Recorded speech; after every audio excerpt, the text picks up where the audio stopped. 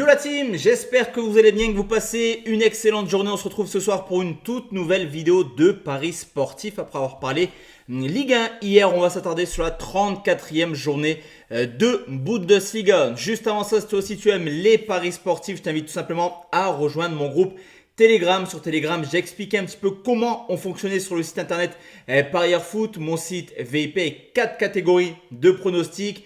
Une confiance, un combi conseil et deux catégories plutôt fun. Je te laisse regarder l'organisation. Et encore une fois, on a performé en public ce lundi justement sur l'espace membre de Parieur Foot. On avait sorti un petit Mortal Combo côté A5. On avait validé les deux premiers pronostics. J'ai donné le troisième en public. C'était les deux marques entre l'Atalanta et la Roma. Le score est passé. Cote A5 en VP.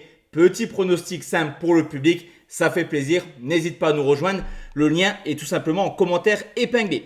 Juste avant de te donner un petit peu mes avis concernant cette nouvelle journée, on regarde le classement, 34e journée. Comme je te l'ai dit, le Bayern est déjà champion, Leverkusen est sûr d'aller en LDC. On a un alléchant Fribourg-Francfort déterminant dans la course à la LDC car Dortmund est juste derrière. Donc clairement, il y a deux équipes qui vont être contentes au soir de cette 34e journée et indéçus. Derrière, il y aura une petite bataille entre Mayence et Leipzig pour savoir qui va jouer cette Conference League. Et concernant le maintien, Bochum et Kiel descendent. Heidenheim peut encore espérer quelque chose, mais ça me paraît très compliqué au vu de la différence de but. Moins 24 pour Heidenheim, moins 18 pour Hoffenheim. Donc logiquement, Heidenheim jouera les barrages. Donc sur le papier, il y a énormément de matchs qui n'ont pas trop d'enjeux. Donc écoute bien la vidéo, il y aura des petits indices de confiance, il y aura des codes couleurs également. Donc n'hésite pas à regarder et à prendre note de tout ça.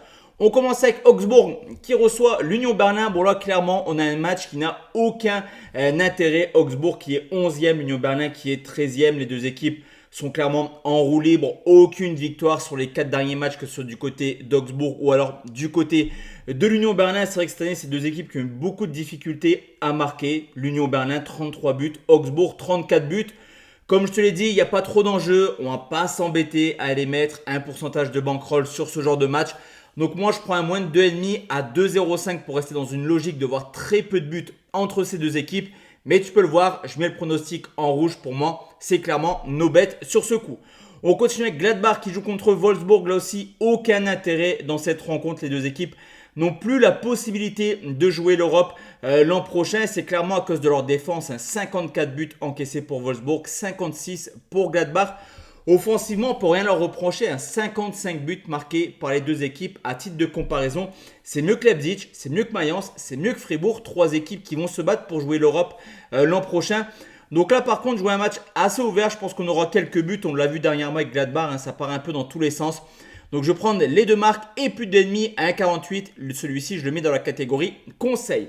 On continue avec Dortmund qui joue contre Kiel, une équipe de Dortmund qui peut aller chercher une place en LDC. C'est vrai qu'il y a quelques semaines, on se demandait si Dortmund allait jouer l'Europe. Mais avec 4 victoires de suite, dont une très belle performance à Leverkusen, en 4 victoires, Dortmund est quasiment sûr de jouer l'Europe, en tout cas la LDC l'an prochain. Plus 17 pour Dortmund, plus 20 pour Francfort. Donc tu l'auras compris également du côté de Dortmund, s'il y a large victoire, quoi qu'il se passe du côté de Fribourg, ils joueront la LDC. Donc on aura une équipe de Dortmund qui va aller de l'avant, c'est une certitude. Du côté de Kiel, on peut s'attendre à un duel extrêmement ouvert. 49 buts marqués, 77 encaissés. Cette équipe, elle a fait du bien cette année en Bundesliga, très prolifique cependant. Elle a quand même quelques lacunes défensives, on l'a vu tout au long de la saison. Donc pour moi, c'est victoire de Dortmund et plus de 3,5 côté 1,50. Celui-ci, c'est être le seul pronostic que je mets dans la catégorie. Une grosse confiance.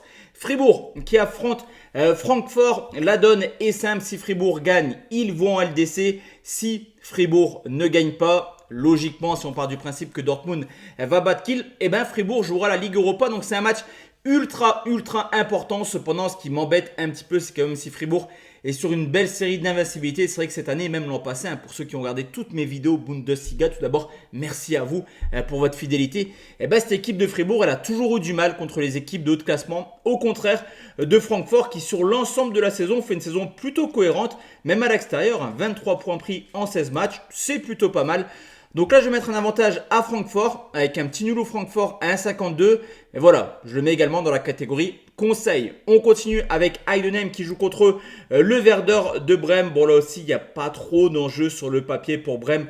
L'Europe, c'est terminé. -6 en différence de but contre +12 pour Mayence. Il faudrait gagner 15-0 et espérer une défaite de Mayence pour jouer l'Europe. Donc, c'est terminé pour Brême. Du côté d'Heidenheim, il ne faut pas non plus avoir trop d'espoir. Hein. Comme je te l'ai dit, -6 comparé à Hoffenheim. Donc, c'est un match un petit peu qui compte pas pour du beurre, parce qu'Heidenheim voudra essayer de gagner et de se donner un petit espoir. Cependant, offensivement, c'est une équipe qui n'arrive pas du tout à marquer. Et du côté de Brême, c'est une équipe qui a quand même performé à l'extérieur, qui reste d'ailleurs sur une belle série de 4 matchs en défaite. Donc je prends la victoire du Werder, remboursé si nul, mais là aussi, comme pour Augsbourg, Union Berlin, les gars, pour moi, c'est no bet, c'est juste mon conseil. On va terminer justement avec 4 conseils que je vais mettre en orange. On commence avec Hoffenheim qui joue contre le Bayern Munich. Bon, là aussi, il n'y a pas trop d'intérêt, on va dire, sur ce coup, mis à part pour Hoffenheim, ne pas prendre une trop grosse claque, on va dire, pour rester en positif sur la différence de but comparée à Heidenheim. Mais je vois quand même le Bayern Munich s'imposer. Bon, sans trop de soucis, hein, ils ont fait une très très belle saison. Ils ont conclu la saison en beauté à domicile en s'imposant 2-0 contre le Bayern Munich. Mais on pourra avoir une équipe qui se relâche un petit peu avant la Coupe du Monde des clubs. Il y aura également quelques joueurs qui vont être mis au repos. Je pense qu'on aura quand même pas mal de buts comme d'habitude avec le Bayern Munich. 95 buts marqués, 32 encaissés. Pourquoi pas essayer d'aller passer la barre des 100 buts. Ça peut être un objectif pour ce dernier match du Bayern. Donc je les vois s'imposer avec plus de 2,5 buts. C'est coté 1,73. Je trouve que c'est assez cohérent. Je vois pas un match fermé, mais je vois pas forcément Hoffenheim faire un coup contre le Bayern. On continue avec Mayence qui joue contre le Bayer Leverkusen après une fin de saison catastrophique. Ça y est, Mayence s'est remis à gagner en s'imposant 4-1 du côté de Bochum, une équipe de Mayence qui aurait pu aller chercher une place en LDC. Là, l'objectif, ce sera plutôt pas mal quand même. La Conference League pour Mayence, cependant, ça passe obligatoirement par une victoire à domicile car Leipzig va également jouer Stuttgart à domicile et Leipzig c'est juste derrière. En cas de victoire, ça y est, Mayence jouera l'Europe. On a une équipe de Leverkusen qui est clairement en roue libre depuis l'élimination en Ligue des Champions et le fait que le Bayern a 10 points d'avance depuis maintenant 4-5 journées. Bon voilà, c'est un peu terminé pour Leverkusen. Là aussi, on va commencer à penser aux vacances. Dernier match de Xabi Alonso. Est-ce qu'on voudra un petit peu garder la série d'invincibilité à l'extérieur? Leverkusen est la seule équipe qui n'a pas perdu à l'extérieur cette année. Avec 9 victoires pour 7 nuls et donc 0 défaite. Mais cette équipe de Mayence, elle a montré dernièrement qu'elle était capable de faire des coups contre le haut de classement à domicile. J'hésitais avec la victoire sec de Mayence en fun ou un petit conseil. Je vais te proposer un conseil avec Mayence ou nul et plus d'un ennemi, cote à 1,61. On continue avec Leipzig qui joue contre Stuttgart, une équipe de Stuttgart qui sera focus à 10 000% sur la finale de coupe. C'est le seul moyen pour Stuttgart de jouer l'Europe l'an prochain. Équipe de Stuttgart qui reste sur 2 victoires de suite. Ça reprend un petit peu confiance. Cependant, c'était contre Saint-Pauli, c'était contre Augsbourg. 2 équipes qui n'ont plus grand-chose à espérer en cette fin de saison du côté de Leipzig. Le changement de coach avait fait du bien, mais c'est vrai que dernièrement, c'est un peu catastrophique les résultats. La LDC, c'est terminé pour les locaux. Pourquoi pas aller chercher une place européenne? C'est encore possible, mais en tout cas, Leipzig n'est pas maître de son destin. Cependant, s'ils veulent espérer quelque chose, va falloir gagner. Le nul pourrait suffire si Leverkusen s'impose du côté de Mayence. Mais je vois quand même Leipzig capable de faire le taf à domicile avec le petit duo Sesko-Openda que j'affectionne. Donc je vais prendre une victoire de Leipzig à 1,99 et enfin Saint-Pauli contre Bochum. Là aussi, aucun enjeu dans cette rencontre. Tant Hoffenheim peut encore être concerné, on va dire, un petit peu par une place de barragiste. Avec -11 pour Saint-Pauli par rapport au -24 d'Heidenheim. Il n'y a plus aucun espoir. Heidenheim ne passera pas devant Saint-Pauli. On peut les voir s'imposer à domicile, encore que c'est vrai que cette année c'est un peu chaud offensivement, 28 buts marqués seulement pour les locaux. C'est vraiment défensivement que Saint-Pauli est venu chercher son maintien cette année. Bochum, pas grand chose les gars, c'est vrai que là aussi c'était compliqué, un petit peu comme Southampton, un petit peu comme Montpellier. Tu as eu pas mal d'équipes quand même cette année dans le Big Five qui ont eu du mal, en tout cas les derniers qui ont eu des difficultés. Je vais prendre Saint-Pauli au nul et moins de 3,5. Cote à 1,90, j'aurais pu mettre ce pronostic en vert si et seulement si Saint-Pauli était encore concerné par le maintien. Mais c'est vrai que là, je ne vois pas Bochum gagner à Saint-Pauli et je ne vois pas un match extrêmement ouvert. C'est très rare de voir des buts avec Saint-Pauli. Seulement 4 des 29 matchs cette année ont vu au moins 4 buts. Donc voici la team, mes avis concernant cette dernière journée de Bundesliga. De notre côté, on se retrouve demain soir pour parler Première Ligue. Et pour rappel, n'hésite pas à rejoindre mon canal Telegram. Tout est disponible dans les commentaires tout simplement. Bonne journée à tous et à toutes. Ciao, ciao la team.